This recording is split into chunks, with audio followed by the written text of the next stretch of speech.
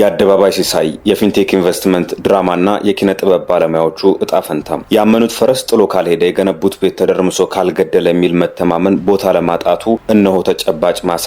ዛሬ በመላው ኢትዮጵያ መነጋገሪያ የሆነውና የብዙዎችን ቤት የነካው የፊንቴክ ኢንቨስትመንት ጉዳይ የብዙዎችን ቀልብ ስቧል። የብዙዎች መጠጊያና ኩራት የነበሩ የጥበብ ሰዎችም በዚህ መዘዝ ምክንያት በፖሊስ ቁጥጥር ስር ውለው የምርመራ ማዕበል እየናጣቸው ነው። ዛሬ የምንቃኘው ጉዳይ ተራ ስርቆት ሳይሆን በዘመናዊ የቴክኖሎጂ ስም የተሸፈነ የታዋቂ ሰዎችን ክብር እንደ መሸፈኛ የተጠቀመና የብዙዎችን ቤት የዘጋውን የኤሌክትሪክ መኪና ሽያጭ ማጭበርበር ወንጀልን ነው። ያ ለ5 ዓመት ተስፋ የተሰጠው የመኪና ብድር ወጥመድ እንዴት ህዝቡን አታለለ?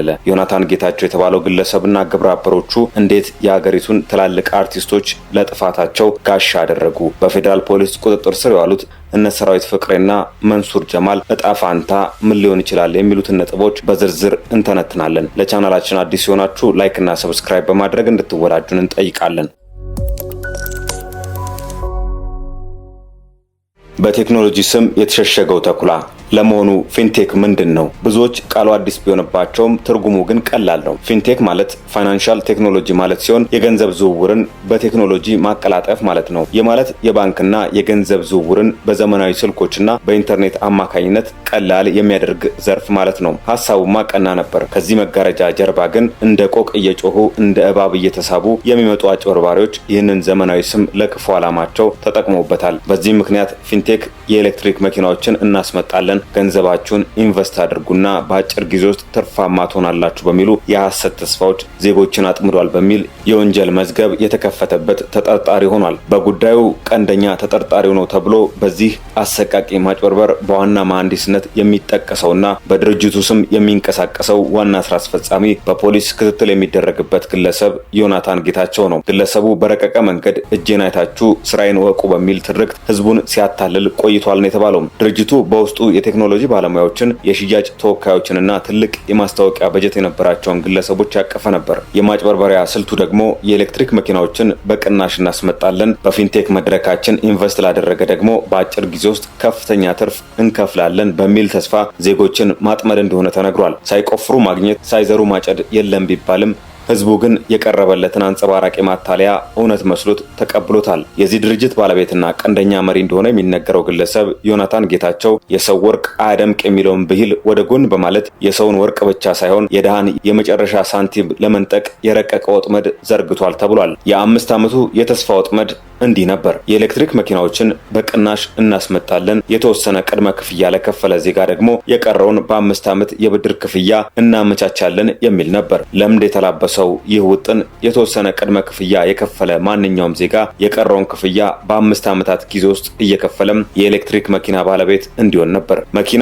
የቅንጦት ሳይሆን የፍላጎት ነው በሚል መሪ ቃል በዝቅተኛ ገቢ የሚኖሩ ዜጎች ሳይቀሩም ካላቸው ላይ ቆጥበው እንዲከፍሉ አድርጓል። ይህ የ5 ዓመት የብድር ተስፋ ሳይሮጡ መድረስ ሳይደክሙ ማግኘት እንደሚቻል በማሳየት የብዙዎችን ልብ የገዛ ማጥመጃ ነበር። ዛሬ ግን ያ የ5 ዓመት ተስፋ የዜጎችን 5 ሳንቲም ሳይቀር የበላ ጨለማ ሆኖ ቀርቷል። ይህ ሳይዘሩ ማጨድ የሚመስል ተስፋ መኪና ለማግኘት የሚመኙ ወጣቶችን፣ ተሳፋሪ የሚያመላልሱ አባቶችንና ግርግር ለሚያልባቸው ዜጎች እንደ ማር የጣፈጠ ነበር። ነገር ግን ማሩ የተመረዘ ተስፋውም የጨለማ ነበር። አሁን ጉዳዩ ወዴት ደረሰ? ፌዴራል ፖሊስ ጅብ ከሄደ ውሻ ጮኸ እንዳይሆንበት ሰሞኑን እርምጃ መውሰድ ጀምሯል። በአሁኑ ሰዓት በአገር አቀፍ ደረጃ የሚታወቁም ህዝብ አምኖ አይሳሳቱም ያላቸው ከዋክብት በብረት ማዕቀፍ ውስጥ ናቸው።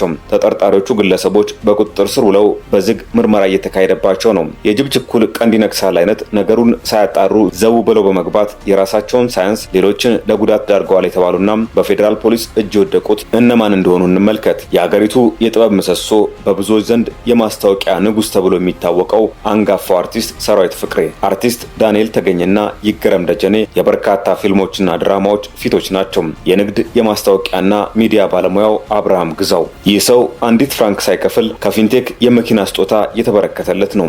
መንሱር ጀማልና ወንድም ካሊድ በሚሊዮን የሚቆጠሩ ተከታዮች ያሏቸው የማህበራዊ ሚዲያ ተጽዕኖ ፈጣሪዎችም ይገኙበታል። ለመሆኑ እነዚህ ግለሰቦች ለምን ታሰሩ? ፖሊስ በግልጽ እንዳስቀመጠው እነዚህ ግለሰቦች የድርጅቱን ህጋዊነት ሳይመረምሩም ለግል ጥቅማቸው በማደር ህዝቡ ለእነርሱ ያለውን ፍቅርና የህዝብን አመኔታ አላግባብ በመሸጣቸው ነው። ህዝቡ ገንዘቡን የሰጠው ለዮናታን ጌታቸው ሳይሆን ሰራዊት ፍቅሬ ካለበትማ ዳንኤል ተገኝ ካስተዋወቀውማ እውነት ነው ብሎ ነው። የአርቲስቶቹ መሳተፍ የወንጀሉ ዋነኛ አሳላጭ ተደርጎ ተወስዷል። ለዚህ ተግባርም እነዚህ ሰዎች ከህግ ፊት ቆመው መልስ መስጠት ይጠበቅባቸዋል። የፖሊስ መግለጫ ቁልፍ ነጥብ ሲታይ ማንም ከህግ በላይ አይደለም። ወንጀሉ የረቀቀና በርካታ ዜጎችን ተጎጂ ያደረገ ነው። በምርመራው ሂደት ጥፋተኛ ሆኖ የተገኘ ሁሉ በዜጎች ሀብትና ንብረት ላይ ለደረሰው ውድመት ተጠያቂ ይሆናል። እስከ ምርመራው ማጠናቀቂያ ድረስ ማንም በዋስ አይለቀቅም የሚል ነው።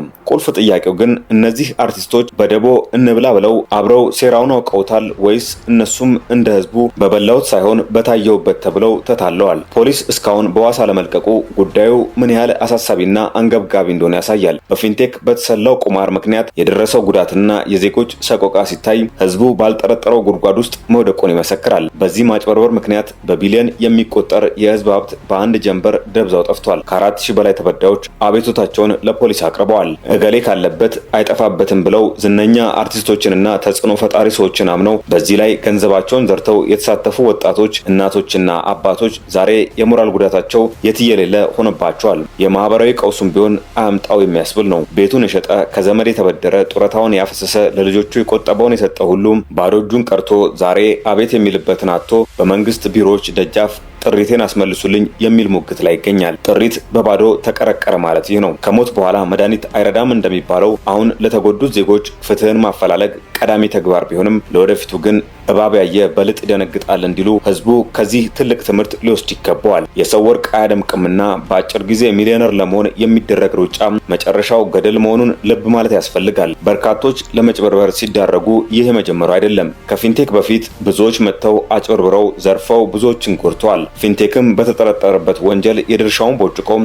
በርካቶች ዛሬ ላይ በቁጭት እንዲያነቡ ምክንያት ሆኗል። ይህ ብዙዎችን እንዲያስተምር የግድ መጎዳት ተዘርፎ ማዘን ተገቢ አይደለም። ባጭሩ ነፃ ምሳ የለም። በአጭር ጊዜ ሚሊዮነር የሚያደርግ ንግድ ካለ ወጥመዱ ከጀርባው ነው ብሎ መጠርጠር ብልህነት ነው። ከሁሉ አስቀድሞ ህጋዊነትን ማረጋገጥ አንድ ድርጅት በቴሌቪዥን ስለታየ ብቻ ህጋዊ አይደለም። ታዋቂ ሰዎች ስለታዩበት ብቻ ማመን ዋጋ አስከፍሎ በተግባር ታይቷል። እውነት ትመነምናለች እንጂ አትበጠስም። ዛሬ የተጎዱት ዜጎች ፍትህ እንደሚያገኙ ተስፋ እናደርጋለን። አርቲስቶቻችንም ቢሆኑ ከስህተት መማር ታላቅነት ነው። ነገር ግን በህግ ፊት ሁሉም እኩል ነው። የዛሬውን አበቃን። ቸር ቆዩልን።